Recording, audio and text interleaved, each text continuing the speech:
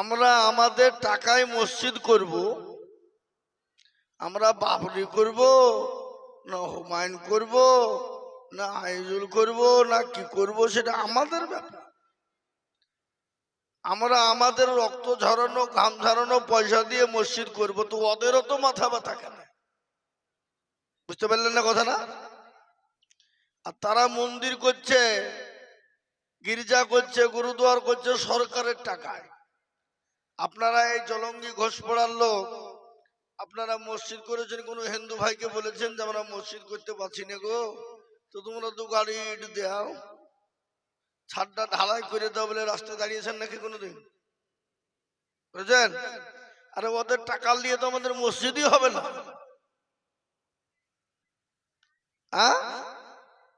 তাহলে মুসলমানরা মসজিদ করলে এদের এত চুলকেনি কেন বাবা?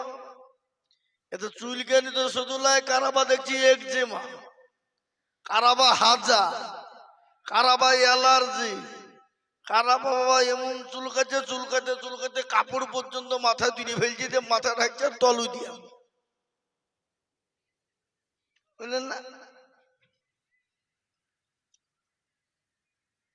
আমি একটা একটা করে বলবো। শরীরটা খুব ক্লান্ত, প্রচন্ড ক্লান্ত, মানে ঘুম হয়নি 3 রাত। 1700 কিলোমিটার রাস্তা আপ ডাউন করে বাড়িতে ঢুকেছি 4:30। গতকালকে প্রোগ্রাম ছিল আমার বহু দূর, আসাম। আমার নিজের গাড়ি নিয়ে গিয়েছিলাম, 2টো ড্রাইভার ছিল, তারপরে তারাই হাঁপিয়ে গেছে, আর আমি তো বসে থেকে তা হাঁপিয়ে গেছি। বুঝলেন না? তো মাদ্রাসার জালসা না আসলে মাদ্রাসাটা মার খাবে, তাই এসেছি 2-4টে কথা আপনাদেরকে শোনাবো। ইনশাল্লাহ আল্লাহ যদি তৌফিক দেয় তো হবে। কিন্তু আমি বিশেষ করে বলবো, ওখানে মা বোনেরা বসে আছে, ওখানে বাসে হিন্নানে দিয়ে সে মালগুলা কারা? ওখানে বাসে হিন্নান দিয়ে বলে কারা গুলা? অভদ্র, ননসেন্স।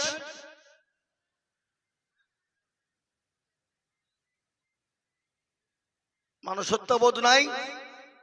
আবার ওখানে দুজনে দাঁড়িয়েছে বেহিয়ার মতো, দেখো।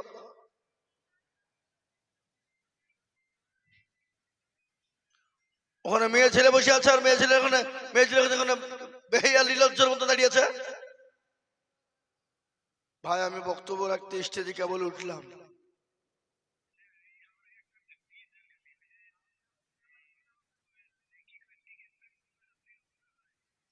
আমি তো স্টেজে উঠলাম, বলতে তো মেলা টাইম লাগবে। আপনি আমার ওই প্লেনের টিকিটটা কাটুন, শিলিগুড়ি বাগডোগরা থেকে গুয়াহাটি।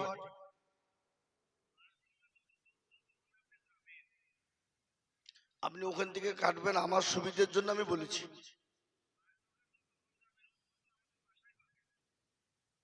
না, আমি স্টেজে আছি, স্টেজ থেকে নেমে কথা বলবো আপনার সাথে। মোটামুটি আমি তো স্টেজে কেবল উঠলাম, ঘন্টা 2-1। কাল সকালে ফোন করবেন।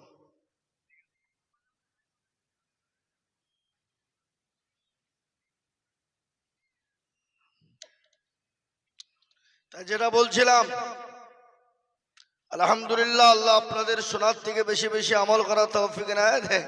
শাহরুখ খান, সলমান খান, পান খান, চা খান, 5 জন এসে দাঁড়িয়ে গেল মাল। ওদেরকে সরাইলে আবার ওখান থেকে যে আবার ওগুলো এসে দাঁড়িয়ে গেছে। হুজুর আমাদেরকে বলছে নাকি? সেলফি তোলা নিয়ে ব্যস্ত। আজকে যদি সেলফি তুলতে পয়সা লাগতো তো এক বেটা সেলফি তুলতো না। কি বলছেন বলেন? মানুষ রাস্তা দিয়ে যেতে অ্যাক্সিডেন্ট নিয়ে পানি ব্যাগের মরছে, আরো সেলফি তুলছে। আরে বেটা, তো সেলফি তোলা বাদ দিয়ে মানুষটাকে বাঁচা। ওয়াল্লাহ সেলফি তুলে যে আমাদের এখন ঘোষপাড়ার মোড়ে মোটরসাইকেলের সঙ্গে মোটরসাইকেল অ্যাক্সিডেন্ট হয়ে গুরুত্ব আহত, সেলফি তুলছে, ভিউ বাড়াচ্ছে, কিন্তু মানুষ মরে দিয়েছে, অচোখ নাই। আজকে মোবাইল নিয়ে ফুচুক ফাচুক করে দেখেন, এখন 2-3টে মাল বসে আছে এখানে, পুচকেরা। হ্যাঁ, কিছু জানে না, জানে না বললেও ভুল হবে। আমি না জানি তার 4 গুণ ওরা জানে। কি বুঝলেন? আজকে আমি বাড়ি থেকে একটা ভয়, আমি মোবাইলে টিকিট কাটার জন্য পাঠাবো আছে ত্রিপুরায়। আমার বিটি আমাকে বলছে তুমি কিচ্ছু জানো না, কি করতে মোবাইল পুরো রাখে। দেখো না আমি দুনিয়া মারিয়ে আসছি, হ্যাঁ গো বেটি, আর আমি কিছু জানিনি। না তুমি কিছু জানো না, কি বুঝলে, কি বলবো, দুনিয়াটা তো ভাবছি এই চলছে চুপ। তাই দু চারটে কথা ভাই আপনাদের পা দুটো আগিয়ে দেন, আমি আইজুল হক গুনাহগার ব্যক্তি, একটু হাত পাটা ধরি, আর নয়তো বসেন। বসবেন না কি, বসবেন না বসবেন? হ্যাঁ না না, এই যে আভাঙ্গা জায়গা, আভাঙ্গা জায়গা, মিডিলে আভাঙ্গা জায়গা, জায়গা হবে দেখেন, আটবে না জায়গা, বাজারে কেউ থাকবে না। আমি তো বায়না কোনো শুরু করিনি, না বায়না শুরু করি, কেবল তো মাটির লেভেল করছি। হ্যাঁ মাশাআল্লাহ, আলহামদুলিল্লাহ, বারাকাল্লাহ। জি এবার একটু সালাম দিই, সালামের উত্তরটা একটু দেন মহব্বতের সাথে। সালাম দেওয়াটা সুন্নাত আর ফিরিয়ে দেওয়াটা ওয়াজিব। সালাম কেউ কাউকে না দিলে গুনাহ হবে না বাবা, কিন্তু কেউ যদি দিয়ে ফেলে না দিলে গুনাহ হবে। বুঝতে পেরেছেন না পারেননি? আসসালামু আলাইকুম। মাশাআল্লাহ, আলহামদুলিল্লাহ কাফা ওয়া সালামুন আলা ইবাদিহিল্লাযীনা ইসতাফা, আম্মা বাদ। فقد قال الله تبارك وتعالى في كلامه المجيد وفي الفرقانه الحميد: أعوذ بالله من الشيطان الرجيم، بسم الله الرحمن الرحيم: ولا تهنوا ولا تحزنوا وأنتم الأعلون إن كنتم مؤمنين. وقال عز وجل في موضع آخر: إنا نحن نزلنا الذكر وإن له لحافظون.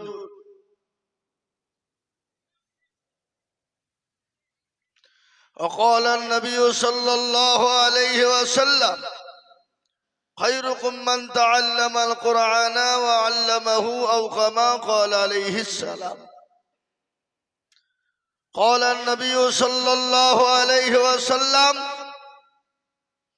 لا يؤمن أحدكم حتى أكون أحب إليه من والده ووالده والناس أجمعين، متفق عليه. আলহামদুলিল্লাহ, আজকের এই জলসার নির্ধারিত, নির্বাচিত, মানিনীত, সম্মানিত মান্যবর সভাপতি সাহেব, বিজ্ঞাপিত অবিজ্ঞাপিত হযরত উলামায়ে কেরাম, তুলাবায়ে আজিজ, হাজরানে মজলিসের বাবা জীবন ভাইয়েরা, পর্দার আড়ালের মায়েরা, খালারা, বোনেরা, মা বোনেরা তো পর্দায় নাই, তো পর্দা বলাতে ভুল হয়ে গেল আমার, কিন্তু এটাও তো ঠিক হয়নি। জলসা আর ঠিক না হবারই বাকি আছে। এখানে পদ্মা জলসাতে পদ্মা করছে, আর বাজারে যে দেখছি সুনু পাউডার আলতা কিনে বেড়াইছে। কি কথা বলেন? তাহলে এখানে পর্দা করা না করা দুটি সমান, কিন্তু পর্দা করাটা দরকার। জি তাই যেটা বলছিলাম, আল্লাহ সুবহানাহু ওয়া তাআলার লাখো শুকরিয়া যে মহান স্রষ্টা রব্বুল ইজ্জত, যিনি অব্যয়, যিনি অক্ষয়, যিনি এক, যিনি অদ্বিতীয়, যিনি ওয়াহদাহু লা শারীকা লাহ, সেই মহান স্রষ্টার দরবারে শুকরিয়া যাপন আদায় করে বলি আলহামদুলিল্লাহ। আর একটু জোরে বলুন না। এ বাবা আলহামদুলিল্লাহ বললে গুনাহ হয় না নাকি হয় গো? কেউ যদি একবার অন্তর দিয়ে বলতে পারে তো তার আমলনামায় 1000 নেকি লেখা হবে, আর 1000 গুনাহকে মাফ করা হবে। এটা কত বড় কথা বাবা। তাহলে সেই আল্লাহর শানে আরেকবার বলি আলহামদুলিল্লাহ। তারপরে পরে বিশ্ববরণ্য নবী, মানবতার দূত, সরকারে দো আলম জনাবে মুহাম্মদুর রাসূলুল্লাহ, সকলে বলুন সাল্লাল্লাহু আলাইহি ওয়াসাল্লাম, তিনার উপরে দুরূদ ও শান্তির ধারা বর্ষিত হোক, আল্লাহুম্মা আমিন। মুহতারাম, এ মজলিস বড় দামি মজলিস বাপ। এ মজলিস এত দাম, এত বরকত, এটা রহমতি মজলিস, বরকতি মজলিস, দিনী মজলিস, দিনী মজমা, কুরআনী মজলিস, কুরআনী মজমা। রাসূলুল্লাহর ঘোষণা, এই মজলিসে যারা আসবে বসবে, আল্লাহ তাদের জীবনের গুনাহগুলোকে ক্ষমা করে দিবে। জোরে বলুন সুবহানাল্লাহ। তাহলে কত বড় মজলিস এটা। একজন সাহাবা বললেন, ইয়া রাসূলুল্লাহ, ওগো আল্লাহর হাবিব, কোন মানুষ যদি চুরি করে, জেনা করে বসে যায়, তো রাসূলুল্লাহ বললেন, ওয়া ইন জানা ওয়া ইন সারাকা, সে চুরি করলো, জেনা করলো, মজলিসে বসলে তার গুনাহগুলো ক্ষমা হয়ে যাবে। তাই বলে আপনারা ঘোষ পড়ার লোক মনে মনে ভাবেন না, যাক এত মৌলবীর ওয়াজ শুনিয়েছি রে, এই আজিজুল মৌলবীর মতন সস্তা ফতুয়া কেউ দিল না, এখন গুনাহ করবার মজলিস দেখবার বসবো, তাহলে হবে না। এ বাবা, সেখানে তোবা করবেন, আল্লাহ জীবনেও কোনোদিন করব না, তো আল্লাহ বললেন তাহলে তোর ক্ষমা আমি করে দিলাম। বুঝলেন? মুসা হযরত নবী করিম সাল্লাল্লাহু আলাইহি ওয়াসাল্লাম বললেন, আবু জাহল, যে আল্লাহ মাফ করবে তো তোমার এত সন্দেহ কেন? তুমি জানো না যে জামানায় দোয়া মঞ্জুর হয় নাই, সে সময় মুসা নবী আলাইহিস সালাম মের কাছে তিনজন ব্যক্তি গিয়ে বলেছিল, ও আল্লাহর নবী মুসা, আপনি তো রাসূল, তো আমার আল্লাহকে বলেন না যদি দোয়াটা আমাদের মঞ্জুর হয়ে যায়। তিনি বললেন হবে। হাজার মুসল্লি, হযরতে মুসা নবী আলাইহিস সালাম তিনি হলেন ইমাম, 2 রাকাত নামাজ পড়ে তুলে দিলেন আল্লাহর ইলাহি দরবারে হাত। যত দোয়া করে তত রোদের টেম্পার বাড়ে। মানুষ বলছি কোন বিপদে বলবো, মুসার পাল্লাই পড়ে তো জীবন চলে যাবে। দেখবেন ঘোষ পড়ার লোক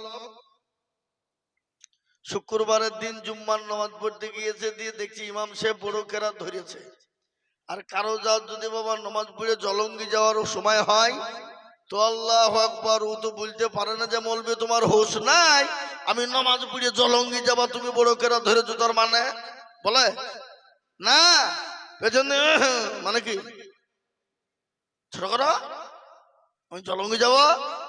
তো মুসা আলাইহিস সালাম যত দোয়া করে বাপ তত রোদের টেম্পার বাড়ে। দোয়া শেষ করে দিয়ে বলছে, আল্লাহ যত দোয়া করি তত রোদ বাড়ে, তার মানে আল্লাহ বলে, মুসা রে, বলে কি হলো? ইন্নী আলামু মা লা তা'লাম, আমি যেটা জানি সেটা তো জানি।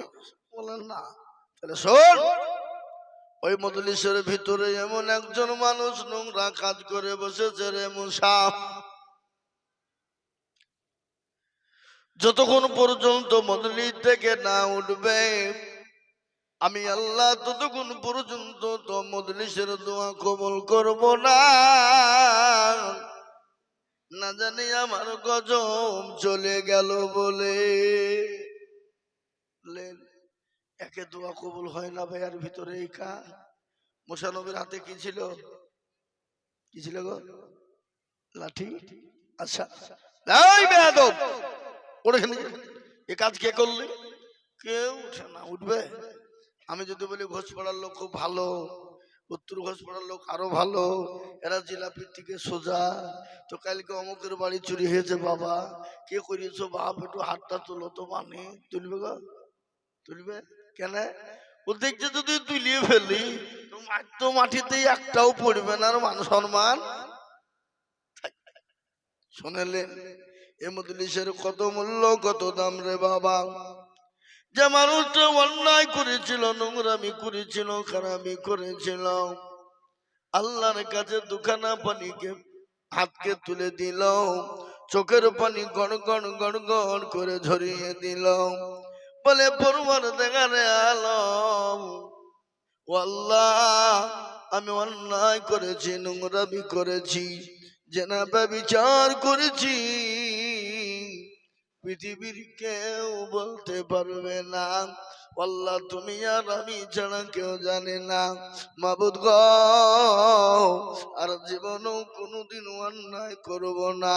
ইয়া আইয়ুহাল্লাযীনা আমানু তুবু ইলাল্লাহি তাওবাতান নাসুহা।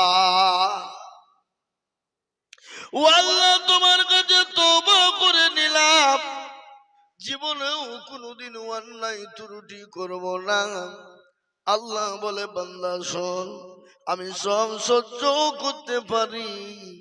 কোন বান্দা যদি অন্যায় করে তারপরে চোখের গরম পানি আমার দরবারে এক ফোঁটা ফেলে দেয়, আমি আল্লাহ আমার ওই বান্দার চোখের পানি সহ্য করতে পারি না। আমি আল্লাহ তার উপর খুশি এবং রাজি হয়ে যায়, এবং খালি খুশি রাজি না, আমি তার মজলিসে বছর পর্যন্ত পেছনের সমস্ত গুনাহকে মাফ করে দিয়ে আমি তাকে মাসুম এবং বেগুনাহ বানিয়ে দিই। সুবহানাল্লাহ বলবেন না? বাড়িতে যে বিবির কাছে বলবেন নাকি, এই লাইটটা কে বাজছে গো, এই ওই লাইটটা বন্ধ করুন তো, ছোট ছেলেকে একটা লাইট মারছে কোন দিকে। মুসলমান, কিছুক্ষণ পরে দোয়া কবুল হয়ে গেল। মুসা নবী আলাইহিস সালাম বলল, আল্লাহ তুমি কি আমার সঙ্গে আর কি জুড়িয়েছো? আল্লাহ বলে, এই মুসা, তোর সাথে আর কি করবো? তোর মানে তুমি আর কি জুড়োনি? তুই এতক্ষণ ধরে বললাম তুমি দোয়া কবুল করলি না, আর এখনই বললে উঠলো না, আবার তুমি দোয়া কবুল করলি, তোর মানে ব্যাপারটা কি? এরা কেউ নবী বলে আমাকে মানবে? লাই মুসা, কি তোর মুখে যাতা আসছে তাতা বলছিস? কিন্তু নবীদের ভিতরে সব থেকে জিদাল এবং রাগিল নবী ছিলেন কে? জোরে বলুন কে? মুসা নবী আলাইহিস সালাম একদিন আল্লাহকে বলছে, আল্লাহ তুমি যদি মুসা হও, আমি যদি আল্লাহ হয়তো তুমি আমার কাছে কি চাবা?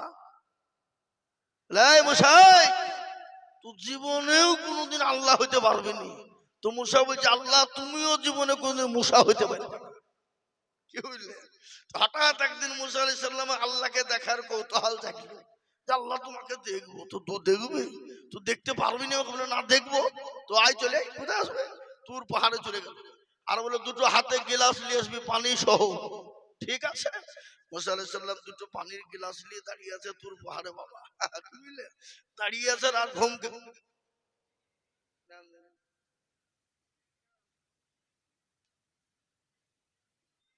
হুড়মুড় করে ফেলি দিবে নাকি কি হবে? কি হবে? এদিকে সরবো নাকি?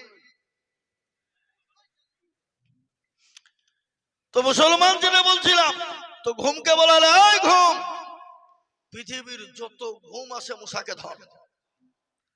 মুসা আলাইহিস সালাম 2 গ্লাস পানি নিয়ে দাঁড়িয়ে আছে। বাবা এত ঘুম ধরে গেল। আল্লাহ রাব্বুল আলামিন মুসাকে ঘুম ধরতে বলেছে। বাবা মুসা ঘুমে আর থাকতে পারে না, ওই কাচের গ্লাস পানি নিয়ে তুর পাহাড়ের মধ্যে পড়ে গেল। কিছুক্ষণ পরে আল্লাহ বলে, মুসা উঠ, মুসা রে উঠ। যখন উঠে গেল, উঠে দেখছে মুসা নবীর হাতে গিলাস নাই, পড়ে আছে। বলে, মুসা রে, সামান্য একটু গিলাসের পানি তোর কাছে সুরক্ষিত নয়, তোর কাছে কাচের গিলাস সুরক্ষিত নয়। ও মুসা, আমি আল্লাহ গোটা পৃথিবীর নিজামকে ঠিক রাখি, আর তোর এত বড় সাহস, তুই আমাকে দেখতে চা? এ বাবা, সেই মুসা আল্লাহকে বললেন, আল্লাহ একজন মানুষ তো মদলি থেকে উঠলো না, কেন তুমি দোয়া কবুল করলে একবার বলে দাও। আল্লাহ বলে, মুসা রে, তোকে আগেই বলেছি, ইন্নী আলামু মা লা তা'লামুন। ও মুসা, আমি যেটা জানি সেটা তো জানিস না।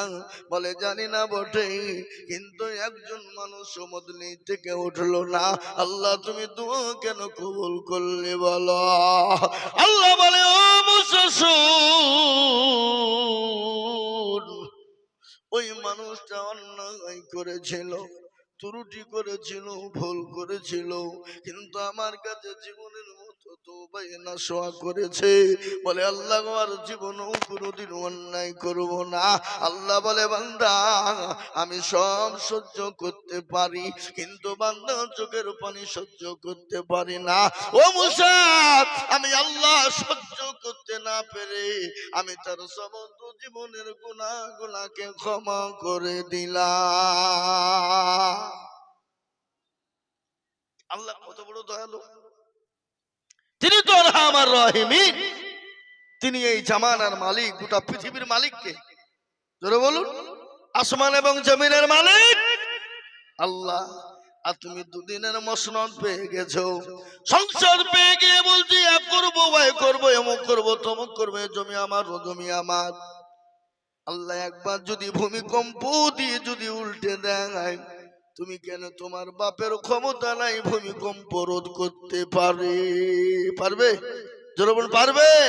এ বর্ডারের মালিক হাসিনা বলছিল আমার, আর মোদিজি বলছে আমার। আল্লাহ বলছে একবার উল্টে দিব, মোদিরও ক্ষমতা নেই, হাসিনারও ক্ষমতা। আর এখন তো হাসিনা তো ভাবছি নাই, কি পালিয়ে এসে বসে আছে কোথায়? বুঝলেন না, আমরা বুঝছি বুঝতে আছে না। এ বাবা, তাই বলে আমরা পালিয়ে এসে আমরা টাকা দেবো না? কোন দেশ থেকে যদি আমাদের কাছে আসে তো আমরা পালিয়ে এসবো তো নাকি, দিব টাকা দেবো নাকি? অত সহজ নয়। আজকে আমাদের কিন্তু বলছে ভাবছি এদেশে থবো না, ও দেশে থবো না, বের করে দিব, বাইর করে দিব, বলছে না? কথা বলেন, এ দেশটা কাদের? এ দেশটা কাদের? আরে এরা কথা বল না, এ দেশটা আমাদের মুসলমানদের। আজকে বিভিন্ন রকম কায়দা কৌশল করে মুসলমানদেরকে দেশ থেকে বের করে দিতে চাইছে। কখনো সিএ, কখনো এনআরসি, কখনো এমপিআর, কখনো অমক, কখনো তমক। দেখেন আর একটা লাইন বের করেছে বাবা, SIR। কি ঘোষণা করেনি? আপনারা সব জমা করেছেন না করেননি? খালি জমা করলে হবে না, জমা করে দিয়ে মনে করছে দায়িত্ব শেষ না। খবরদার, জমা করে এবং খোঁজ নেবেন যে ওটা অ্যাক্টিভেট হয়েছে কিনা, ওটা জমা হয়েছে কিনা, ওটা আপনার আওতায় নাম উঠেছে কিনা। নাহলে এখন এমন যুক্তি চলছে বাবা, আপনাকে বাদ দিয়ে দিবে, আপনি সঠিক, তারপরেও আপনাকে বাদ দিয়ে দিবে, আপনি কিছু করতে পারবেন না। মানে এখন ওদের হাতে ক্ষমতা, তো ওরা যেরকম ইচ্ছে সেরকম করছে না জোরে বলুন। কিন্তু আল্লাহ মানুষকে ছাড় দেয়, কিন্তু ছেড়ে দেয় না। আল্লাহর বিচার আছে না নেই? আজকে মুসলমানদের উপরে যে অত্যাচার চলছে, কখনো মসজিদ ভেঙে দেয়, কখনো মাদ্রাসা বুলডোজার দিয়ে ভেঙে দেয়, কখনো মুসলমানদের উপর অত্যাচার করে, আবার কখনো বলছে মসজিদ করলে ভেঙে দিব। এই যে আমাদের বেলডাঙ্গায় মসজিদ তৈরি হচ্ছে, বাবরি মসজিদ। ভারতবর্ষটা হলো, এ দেশটা হলো যে কোনো ধর্ম যে সে পালন করতে পারে, কারো বাধা দেওয়ার ক্ষমতা আছে? কথা বলেন, নাই। তাহলে মসজিদ করতে গেলে তোদের বাধা কেন, তোদের চুলকানি কেন? আজকে রাম মন্দির করলো আমাদের 550 বছরের মসজিদ। তারা বলল যখন শিবলিঙ্গ ছিল, শিবের মন্দির ছিল, রামলীলার ছিল, বলে জবরদস্তি করে ওরা দখল করে নিয়ে আমরা সুপ্রিম কোর্টে জিতলাম 4 বার, তার মধ্যে আমরাই জিতেছি। জিতার পরেও আমরা মাথা পেতে নিয়ে, বুকে ব্যথা নিয়ে আমরা তাদেরকে মসজিদ, তাদের জোরজবরদস্ত করে তারা ভেঙে দিয়ে তারা রাম মন্দির করেছে। আমরা বাধা দিয়েছি? জোরে বলুন, বাধা দিয়েছি?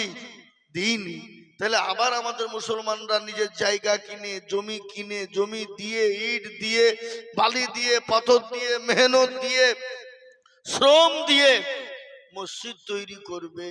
তো এদের এত ব্যথা কেন বাবজি বলুন, এদের চুলকানি কেন বলুন? আজকে তারা সোশ্যাল মিডিয়াতে বলছে ভেঙে দিব, গুড়িয়ে দিব, কেউ বলছে ওখানে বিল্ডিং করব, কেউ বলছে ওখানে শৌচালয় করব, কেউ বলছে অমক করব। বলছে না? কথা বলেন। আমি বলবো শোনো, মুসলমানরা ভিখারি নয়। আজকে ভারতবর্ষের মুসলমানরা ভিখারি নয়। মুসলমানদের যা সম্পদ আছে বিক্রি করলেও শেষ হবে না। কেন? তোমরা এসেছো ফিতনা ফাসাদ করে, দেশে ঝামেলা ঝঞ্ঝাট করে, দেশে একটা রক্তপাত করে দিতে। কিন্তু মুসলমানরাও তো এই দেশে রাজত্ব করেছিল, করেছে না করেনি গো? কত বছর? 750 বছর রাজত্ব করেছিল। মুসলমানরা যদি মনে করত যে দেশে কোনো জাতি কোনো ধর্ম বর্ণ থাকবে না, তাহলে এ দেশে কোনো জাতি ধর্ম থাকতে পারতো না। কি বলছেন আপনারা বলুন? 750 বছর ইতিহাসের পাতায় কোনোদিন শুনেছেন আপনার বাপ দাদা তার দাদা পদ দাদা অমুক দাদা তমুক দাদা বলেছে যে ভারতবর্ষে 750 বছর মুসলমানরা রাজত্ব করেছিল, কিন্তু কোন গির্জা ভেঙে দিয়েছে, গুরুদুয়ার ভেঙে দিয়েছে, মন্দির ভেঙে দিয়েছে, কোন অমুসলমানের উপর অত্যাচার করেছে? করেনি। মুসলমানরা যদি করত তাহলে ভারতের মাটিতে একজন হিন্দুকে খুঁজে পাওয়া যেত না। কি বলছেন আপনারা বলুন? কিন্তু কোরআন বলেছে, ইসলাম বলেছে, লাকুম দীনুকুম ওয়ালিয়া দীন, তোমার ধর্ম তোমার কাছে, আমার ধর্ম আমার কাছে। লা ইকরাহা ফিদ্দীন, ধর্মের ব্যাপারে কোনো বাড়াবাড়ি নেই। সুতরাং ইসলাম কোনো কারণ জাতিকে আঘাত করেনি, আঘাত করতেও চাই না, আঘাত করেও না। কিন্তু তোমরা আমাদের সামনে এসে মসজিদ, আমাদের রক্ত দিয়ে তৈরি করা মসজিদ তোমরা ভাঙবার, আমরা বসে বসে আঙ্গুল চুষবো নাকি? কি বলছেন আপনারা বলুন? আঙ্গুল চুষবো? ইসলামে এসেছে হাত দিয়ে যদি প্রয়োগ পারো তো হাত দিয়ে তাকে রোখো, যদি না পারো মুখ দিয়ে তাকে বলো, যদি না পারো তাকে মন দিয়ে ঘৃণা করো। বলেছে না বলে না? জোরে বলুন, ইসলাম বলেছে। সুতরাং আমি আপনাদেরকে বলবো বন্ধু, আজকে এশায়ার করে ভারত থেকে মুসলমানদেরকে তাড়িয়ে দিতে চাই, মুসলমানদেরকে বের করে দিতে চাই, কিন্তু আল্লাহর রহমত করম শুনে নেন, মুসলমানদের আল্লাহর রহমতের ডকুমেন্টস কম নাই। মুসলমানদের ডকুমেন্টস আছে না নাই? কথা বলেন, আছে?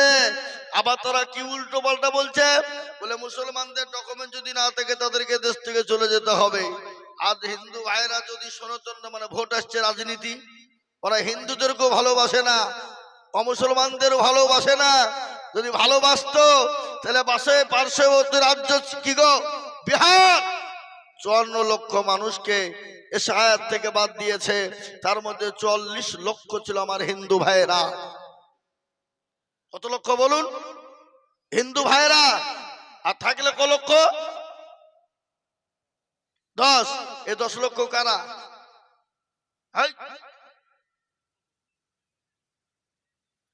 ইহুদি, নাসারা, খ্রিস্টান, জৈন, বুদ্ধ, ডোম, ডকল, মুচি, মেথর, বাগদি, কোল, ভিল, মুচি, মুন্ডা, এ দেশে উদেশি বিদেশি সে দেশে মিলিয়ে মুসলমান দিয়ে 10 লক্ষ। তারপর কোন মুসলমান গেলা বাদ গেছে জানেন? যারা আমাদের দেশের মুখে যখন মেয়ে হয় তখন আমরা মেয়ের নাম রাখি আমেনা খাতুন, আয়েশা খাতুন, রাখি না? যখন মেয়ে বড় হয় বিবাহ দিই তখন বলি আমিনা বিবি, আয়েশা বিবি।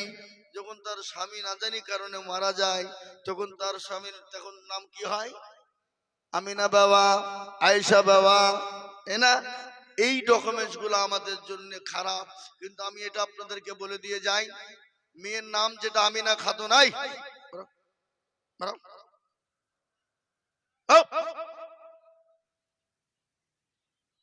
চা বেচারা চা খাবেছ না, কোনো উপরে যাও না। এটা আমি আপনাদেরকে বলে দিয়ে যাই, মেয়ের বিয়ে দিলে ওই আমিনা খাতুন সেটাই রাখবেন, আমিনা বিবি লিখতে হবে না, বেও লেখার দরকার নাই। ব্যাপারটা বুঝতে পারলেন তো? দেশের পরিস্থিতি কোন জায়গাতে ডকুমেন্টসে একটু যদি গোলমাল দেখছে তখন যাই দেখো এই তো হলো উপর থেকে এসেছে, ওই দেশ থেকে এসেছে বিদেশি। কিন্তু যারা বিদেশ থেকে দেশে এসেছে তাদেরকে কিন্তু বিদেশি বলছে না। আচ্ছা বলুন তো, আদবানির বাড়ি কোথায়? পাকিস্তান। ইন্ডিয়াতে এসে হয়ে গেল স্বদেশী। অটল বিহারীর বাড়ি হলো পাকিস্তান, ইন্ডিয়াতে এসে হয়ে গেল স্বদেশী। সোনিয়া গান্ধীর বাড়ি হলো ইটালি, ইন্ডিয়াতে এসে হয়ে গেল স্বদেশী। জ্যোতিবাবু, বুদ্ধবাবু, বিমান বসুর বাড়ি হলো বাংলাদেশ, ভারতে এসে হয়ে গেল স্বদেশী। অধীর বাবু, প্রণব বাবুর বাড়ি হলো বাংলাদেশ, ভারতে এসে হয়ে গেল স্বদেশী। কি ঠিক না? মিঠুন বাবুর বাড়ি হলো বাংলাদেশ, ভারতে এসে হয়ে গেল স্বদেশী। আর আমরা ইন্ডিয়াতে জন্ম নিয়ে আমরাই নাকি বিদেশি। আপনার সিঙ্গড়ার ভিতরে আলু ঢুকলো কি করে? বুঝতে পারলেন না কথাটা? ডাল মে কুচ কালা হাই, সিঙ্গলার ভিতরে আলো ঢুকলো কি করে বাবা?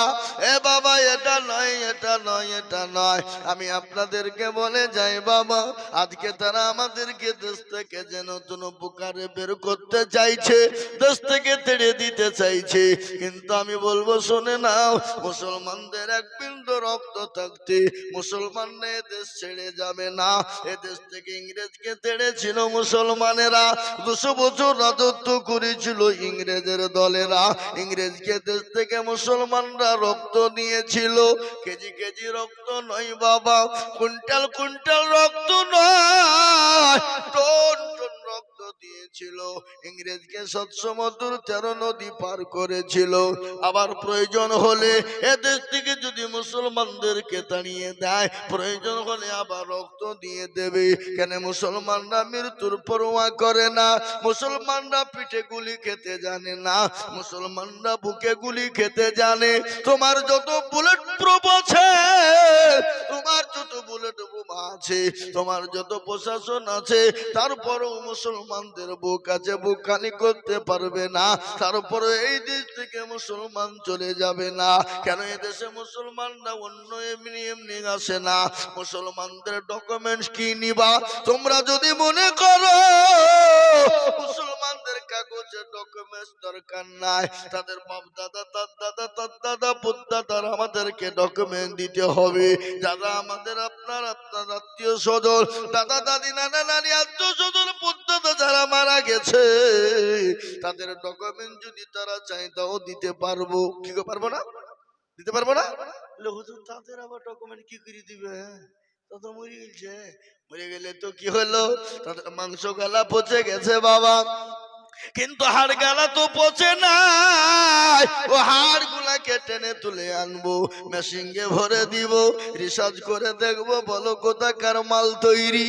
ওই হাড় বলে দিবে না হলো এই দেশের প্রোডাক্ট, এই দেশে তৈরি হয়েছে, অন্য দেশ থেকে আসে নাই। আর আমরা একবার যদি তোমাদেরকে বলি, তোমাদের তো কাগজ নাই, তোমাদের পদ্দাদা তার দাদার তোমরা ডকুমেন্টস দেখাও, তোমরা দেখাতে পারবা না। বলে কেন পারবা না? বলে তোমাদের কোনো ডকুমেন্টস নাই, তোমরা তো পুড়িয়ে ছাই করে দিয়েছো। কথা কান্না করে ডকুমেন্টস আছে? আছে? আজকে মুসলমানদের দাঁড়িয়ে দিতে চাও, মুসলমানরা ভিখারি নয়। মুসলমানরা যে কবর তৈরি করে দিয়ে গেছে ভারতের মাটিতে, ওটা তোমরা ভোগ করো। দিল্লির আগ্রা তৈরি করেছে তাজমহল মুসলমান, ওখানে কোটি কোটি টাকা মুসলমানের ওই আগ্রা থেকে তৈরি হয়, ওটা কেন্দ্র সরকার ভোগ করে। কুতুব মিনারে 24 থেকে 25 কোটি টাকা বছরে ইনকাম হয়, ওটা কেন্দ্রীয় সরকার ভোগ করে। এ বাবা লাল কেল্লার মাটিতে ওখানে কোটি কোটি টাকা ইনকাম হয়, বাদশা শাহজাহান তৈরি করে দিয়ে গেছে, ওটা তোমরা ভোগ করো। তাজমহল বাদশা শাহজাহান বানিয়েছিল, তার বিবি মমতাজকে ভালোবাসা প্রেম প্রীতি দিয়ে ভালোবেসেছিল, ওর জন্য তাকে তৈরি করেছিল। ওটা তুমি কোটি কোটি টাকা ইনকাম ভোগ করো, ওটা হলো ভারতের মাটিতে। এই পশ্চিম বাংলায় শুনে না, ওই যে তোমরা সায়েন্স সিটিতে বসে থাকো, ওই পার্কের যত ইনকাম ওটা মুসলমানদের জায়গা, ওটা তোমরা আপনার রাজ্য সরকার ভোগ করে। ভিক্টোরিয়ার ইনকাম মুসলমানদের জায়গা, ওটা রাজ্য সরকার ভোগ করে। ইডেন গার্ডের মাঠের ইনকাম যত হয় ওটা মুসলমানদের সম্পদ, ওটা রাজ্য সরকার ভোগ করে। এই যে মুসলমান, ওটা হলো কলকাতার মাটি, আরো কলকাতায় আছে। আমি অল্প অল্প করে বলি, ভারতের মাটিতে মুর্শিদাবাদ বলে একটা জায়গা আছে, যেটা হলো নবাব সিরাজদৌল্লা তৈরি করে গেছে, যে জায়গাটার নাম হলো হাজারদুয়ারি। নাই কথা বলেন, কথা বলেন নাই? যে জায়গাটার নাম হলো হাজারদুয়ারি ইমামবাড়া, যেখানে কোটি কোটি টাকা ইনকাম করো, ওটা রাজ্য সরকার ভোগ করে, কোনো মুসলমান ভোগ করে না। তারপরেও বলে মুসলমানদের দেশে থাকা যাবে না। কিন্তু এটাও শুনে লাও, আর একটু বলে দি, এই দেশের জন্য রক্ত দিল মুসলমানেরা। আবুল কালাম আজাদ, মৌলানা হুসাইন আহমেদ মাদানী, মৌলানা হিফজুর রহমান, মৌলানা শওকত আলী, শাইখুল হিন্দ রহমাতুল্লাহ আলাইহি, উলামাদের উপরে এত অত্যাচার হয়েছিল। হযরত মৌলানা শাইখুল হিন্দ রহমাতুল্লাহ আলাইহিকে ইংরেজ যখন জেলের ভিতরে নিয়ে যে নির্যাতন শুরু করে দিল, ও মুসলমান গো, তার মৃত্যু জেলখানায় হয়ে গেল। তাকে বের করা হলো, বার করতে গিয়ে গোসল করানো হবে। মুরিদানরা দেখে কেঁদে ফেললেন, বলে তোমরা কাঁদো কেন? বলে তোমরা কি জানো না শাইখুল হিন্দ রহমাতুল্লাহ আলাইহির সঙ্গে ও মুসলমান গো ওই বেঈমান ইংরেজ এত অত্যাচার করেছিল, রডের ওপর আগুনকে তাতিয়েছিল, রডকে লাল করেছিল, লাল করে মাথা থেকে পা পর্যন্ত তাতিয়ে তাতিয়ে মাংসগুলাকে গলিয়ে দিয়েছিল, হাড়গুলা দেখা ছিল। এই রক্ত মুসলমানরা দিয়েছিল। যেদিন দিল্লির জমিনে মসজিদ, দিল্লির জামে মসজিদে দাঁড়িয়ে মুসলমানরা দেশ ছেড়ে পালিয়ে যেতে চেয়েছিল, মাওলানা আবুল কালাম আজাদ বলেছিল, ও আমার মুসলমান ভাইরা, যে আল্লাহ বাংলাদেশের মাটিতে আছে, যে আল্লাহ পাকিস্তানে আছে, সে আল্লাহ কি ভারতের মাটিতে নাই? তোমরা যদি দেশ ছেড়ে চলে যাও, তোমাদের বাপ দাদার কবর গালা জিয়ারত করবে কারা? তোমাদের মসজিদ গুনা জান দিবে কারা? সেই দিন মুসলমানরা বলেছিল, ওগো মাওলানা আবুল কালাম আজাদ, আমরা জীবন দিয়ে দেব, রক্ত দিয়ে দেব, তারপরও এই দেশ থেকে আমরা যেতে চাই না, ইংরেজকে তাড়িয়ে দেব। ও মুসলমান গো, এখনো পর্যন্ত যে সংসদে তোমরা বসা, যে মসনদে বসা, ওটা মুসলমানদের তৈরি করা জায়গা। যে ইন্ডিয়া গেটে এখনো ঝলঝল করে লেখা আছে, মুসলমানদের নাম সোনার অক্ষরে লেখা আছে, যেখানে কলিমুদ্দিন, সলিমুদ্দিন, আব্দুর রহিম, আব্দুল জব্বার, আব্দুল গাফফার, আব্দুল সত্তার, আব্দুল সোবহান সোনার অক্ষরে লেখা আছে। এরা মুসলমানেরা ইংরেজকে তাড়ানোর জন্য রক্ত দিয়েছিল। খালি ওটাই না, দিল্লি থেকে লাহোর পর্যন্ত ওই ইংরেজকে দেশ থেকে তাড়তে গিয়ে আজকে লোকে বলে মৌলবীরা কি করেছে, ওলামারা কি করেছে। যদি আলেম ওলামারা না থাকতো এ ভারত কোনোদিন স্বাধীন হতো না। একদিন নয়, দুদিন নয়, 57,000 উলামা, একসাথে 57,000 উলামা দিল্লি থেকে লাহোর পর্যন্ত এমন কোন গাছ ছিল না যে গাছে উলামাদের গর্দান ঝুলানো ছিল না। এটা কোথায় পাবেন? কোন জায়গায় লেখা আছে? কোন জায়গায় খুঁজলে পাবেন? কলেজ ইউনিভার্সিটিতে পাবেন না। কলেজ ইউনিভার্সিটিতে তারা তো লিখাবে না, তারা তো দেখতে দিবে না, তারা পড়তে দিবে না। কেন দিবে না এটা শুনেলেন? যদি মুসলমানরা জেনে নেয়, মুসলমানদের ছেলেরা জেনে নেয়, ইতিহাস যদি জেনে না, আমাদের কাছে তাদের সব কিছু খুলে ফেলবে। এই জন্য ইতিহাস লিখে না। এ মুসলমান গো, এটা যদি দেখতে চাও, কলকাতা ন্যাশনাল লাইব্রেরিতে চলে যাও, সেখানে সুন্দর করে লেখা আছে। সে কিতাবটার সেই ইতিহাসের বইটা আপনি পেয়ে যাবেন কলকাতা ন্যাশনাল লাইব্রেরিতে। সবার সুবহানাল্লাহ, ওখানে পাওয়া যাবে মুসলমানদের অবদান, হিন্দুস্তান কা সন্দরমাদি, ওই ইতিহাসের পাতায় লেখা আছে। এখনো কলকাতায় ন্যাশনাল লাইব্রেরিতে ঝলঝল করে লেখা আছে। এটা দেখলে পাওয়া যাবে। আজকে তো আমাদের দেশের দাম শুনেলেন, স্কুল কলেজ ইউনিভার্সিটিতে যারা পড়ায় ছেলেদেরকে মিথ্যা কথা শিখায়, শিখায় না? কথা বলেন, কথা বলেন। এই শিখায় না মিথ্যা কথা? বলে হাড্ডি মা টিম টিম, তারা মারতে পারে ডিম, তাদের খাড়া দুটো শিং আছে না? নাই? এই কথা বলেন না কেন? পাখির আবার খাড়া দুটো শিং হয় নাকি? হ্যাঁ, এটা মিথ্যা কথা লয়। তাহলে সেই মাস্টারদের বেতন হলো 40,000, 50,000 টাকা। একদিনও কিন্তু বাকি থাকে না, প্রত্যেক মাস গেলে পেড করে দেয়। কিন্তু পৃথিবীর জমিনে আল্লাহর নবী বলে দিলেন, খায়রুকুম মান তাআল্লামাল কুরআন ওয়া আল্লামাহু, যারা কোরআন শিখলো, অপরকে শিক্ষা দিল, পৃথিবীর শ্রেষ্ঠ ব্যক্তি হলো তারা। তারা হলো উত্তম ব্যক্তি। তাদের বেতন হলো 5,000, তাদের বেতন হলো 5,000, তাও 4 মাস করে বাকি। তারপরে চাইতে গেলে কমিটির ধমক, সেক্রেটারি সভাপতির গর্জন আছে না নাই? কথা বলেন না কেন? তাহলে কোন জায়গায় আছে, কোন জায়গায় আমরা বাস করি বলুন, কোন দেশে? আর একটা শুনেলেন ভালো করে, বই বিক্রি হয় আপনার প্ল্যাটফর্মে, ফুটপাতে বিক্রি হয় বই, হয় না? এই হয় না গো? আপনারা জান না? দেখেন অনেকজন ফুটপাতে বই বিক্রি করে, রেল স্টেশনে, প্ল্যাটফর্মে, এয়ারপোর্টে, তারপরে কোথায় কোথায় সব বই বিক্রি হয়, হয় না? আমাদের দেশটা কোন জায়গায় বলেন? বই বিক্রি হয় ফুটপাতে, আর জুতো বিক্রি হয় কাচের ঘরে সুন্দর করে রেখে। কি বুঝেন আপনারা বলুন, হয় না? জুতো কিন্তু কাচের ঘরে একবারে সুন্দর করে রাখা হয়। যে জুতো পায়ের তলে থাকে, সে জুতোটা থাকে আপনার কাচের ঘরে। যে বইটা নিজের জীবন উজ্জ্বল করে, যে বইটা নিজের জীবনকে ঘুরিয়ে দেয়, যে বইটা নিজের মনকে ঘুরিয়ে দেয়, যে বইকে মনের মনকে ঘুরিয়ে দেয়, সেটা কিন্তু ফুটপাতে বিক্রি হয়। এই দেশটা কোন জায়গায় চলে গেছে আমি আপনাদেরকে এটা বলতে চাইনি। আজকে কোরআনের দাম দিতে আমরা জানি না। পৃথিবীর সর্বশ্রেষ্ঠ কেতাব হলো, যে কেতাব নাম হলো কোরআন। সেই কোরআনকে আজকে বেঈমানরা মিটিয়ে দিতে চায়, আজকে এই কোরআনকে শেষ করে দিতে চায়, ওই কোরআনকে ধ্বংস করে দিতে চায়। কিন্তু আমি বলবো বাপ, কোরআনের মালিক তো অন্য কেউ নয়, কোরআনের মালিক তো পৃথিবীর কেউ নয়। কোরআনের মালিক হলেন একজন, তিনি হলেন আমার আল্লাহ। আল্লাহ বললেন কোরআন বানিয়েছি আমি, হেফাজত করব আমি। কোরআন বলে দিল ইন্না নাহনু নাযালনা যিকরা ওয়া ইন্না লাহু লাহাফিজুন। আল্লাহ বললেন কোরআনের মালিক আমি, হেফাজত করনে ওয়ালা আমি, হেফাজত করব আমি। পৃথিবীর কোনো বেঈমানের ক্ষমতা নাই এই কোরআনকে নষ্ট করতে পারে, কোন পৃথিবীর বেঈমানের ক্ষমতা নেই এই কোরআনকে শেষ করতে পারে। ইংরেজ বেঈমান চেয়েছিল কোরআন থব না, মুসলমানদের কাছ থেকে ছিনিয়ে নিতে চেয়েছিল, পয়সার বিনিময়ে তারা কোরআন কিনে নিয়েছিল।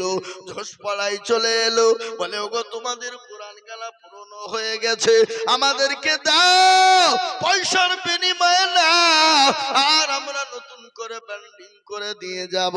মুসলমানরা শুনে নাও, আলেম ওলামা বলেছিল ইংরেজের দলেরা কাগজের কোরআন লিবি জ্বালিয়ে যাও, কিন্তু এটা শুনেলে, এটা ভালো করে শুনলে শোন, কিন্তু শোন